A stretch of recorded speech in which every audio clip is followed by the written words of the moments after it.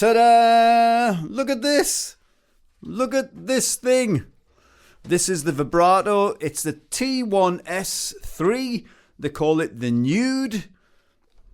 That sounds very naughty. I want to keep it clean. And this is a tenor saxophone, which you can clearly see. Yes, that was a deliberate pun. Which is not metal, and it's made of plastic and rubber. And some metal bits as well. I always seem to stumble across some interesting saxophone gear, whether it's a vintage Mark 6 or vintage Super 20 or a plastic tenor saxophone. Who knows what it's going to be next. But this thing looks very interesting, so I thought, okay, I'm going to bag it, I'm going to pick it up, and I'm going to see what it's like. And I'm quite sure there's plenty of players out there, you know who you are, who look at something like this and think, that looks like a cheap piece of crap, it looks like a toy, don't bother with it, bring on a real saxophone. Well, I'm going to give it a try, I'm going to see what it sounds like, and then you can draw your own conclusions from that. So let's get right into it. It is, of course, all made of plastic with some screws and bits and bobs of rubber for pads, which do this. It does feel a lot chunkier and clumsier than a regular saxophone, and that's not trying to be negative about it, because I don't want to be putting it down before I try it. Although that's the same with the practice saxophones, and lots of people use them with high success, so I'm holding out some hope for this. As I'm talking to you and I'm letting my fingers wiggle, it feels like they're adapting a little bit, and it feels less clumsy and less chunky. It just feels more manageable. That's strange. That's just after a few seconds.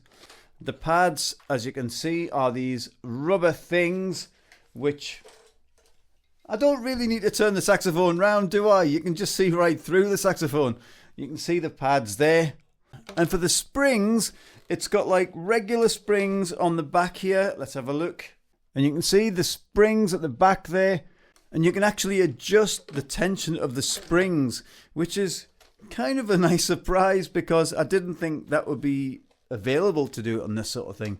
But you can. It's got this like little lever where the spring is inside of here, and of course on the other hand. And you push down on the little lever where the spring's in, and it changes the tension of the spring, whether you want it lighter or heavier. And you can hear the noise of the pads closing. That's actually not too bad. I'm pretty surprised up to now. The thumb rest on the left hand here is actually made of rubber as well, so that feels a bit strange at first.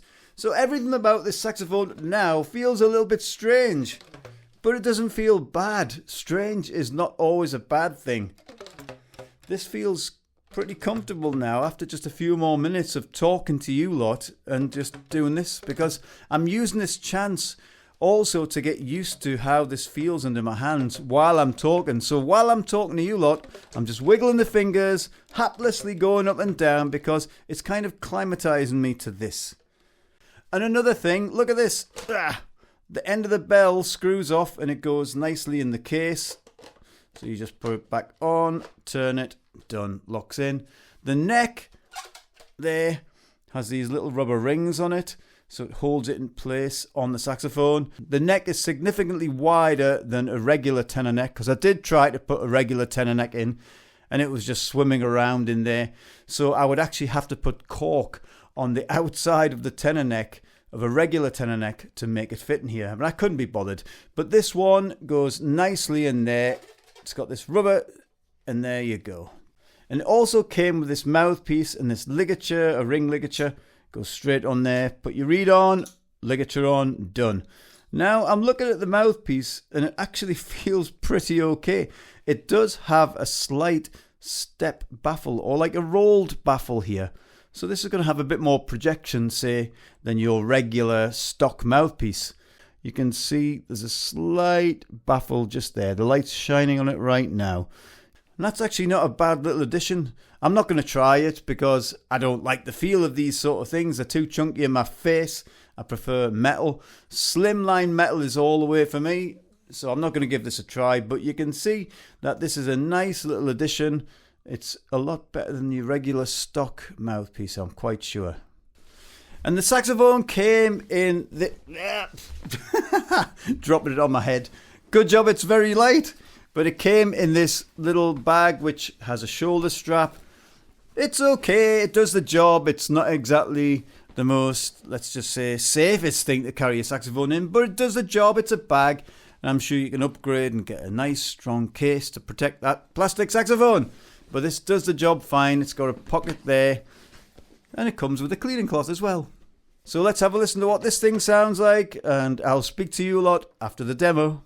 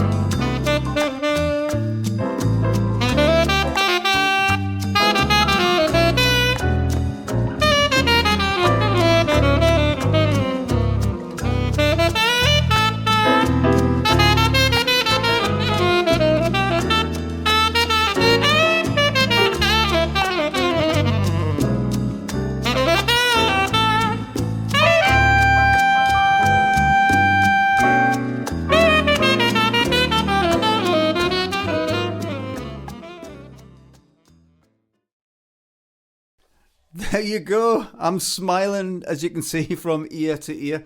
This thing was so much fun to play on. I don't know. Can I take it seriously? I don't know. I'm kind of torn because my jazz snob saxophone playing head says, look down my nose at it, but my inner child just thinks it's fantastic. It's just so much fun to play, and now that I've got my fingers used to it, it just feels absolutely fine. It does feel a little bit strange and alien at first, but that's okay. It's like when you drive in a different car, it always feels different, and then you get used to it, and it just feels okay. It's the same that goes for this tenor. I did find with the tuning it was pretty acceptable. It was very much okay. And in all honesty, I've had vintage top-end horns where the tuning has not been as good as this, and that's scary. Although I did find that on the lower notes from C, only from C down to B flat, it was slightly low in pitch, but I lipped it up a little bit and it was okay. Although it could be a case of mouthpiece and saxophone combination. If I put on an ebonite mouthpiece, maybe something like a Selmer C-Star or something simple like that, it might be fine. But you won't catch me playing one of them ebonite things. But the whole reason of playing the saxophone from being a child was that inner joy, that innocence, that whole fun element. And this has delivered exactly that. It really surprised me, and I'm so, I don't know, what's the word? Shocked. And I don't like being shocked. I like to know what's going on. If you try one of these things, you might be surprised. I actually had a friend of mine coming round to collect his alto earlier on this morning. I did some adjustments on his alto, and then he tried this, and he's like looking at me like, am I supposed to be liking this? Would I use it on like a high profile gig? I don't know. I might actually do that because that's kind of the character I am.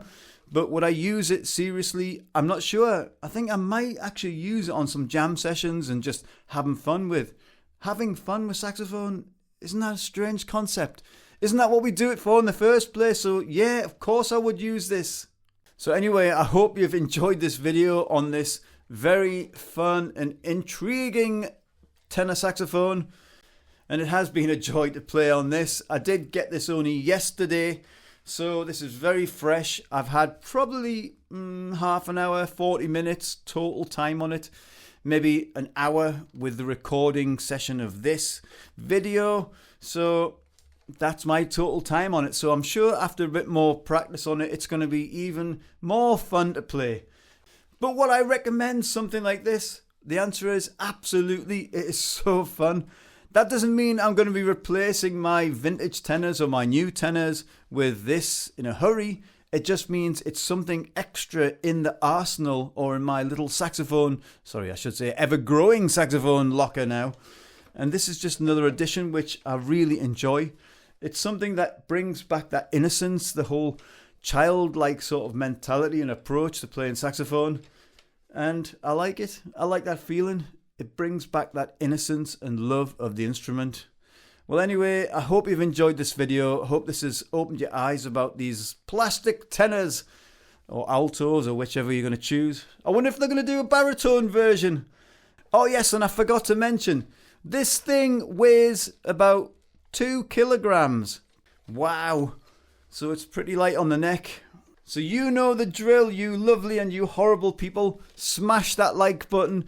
It puts a big smile on my face, but actually so does this as well. So it's a competition. See which can make me smile the most. This one or the like button. It's probably going to be the saxophone. See you later, you horrible people and you lovely people. Have a great day.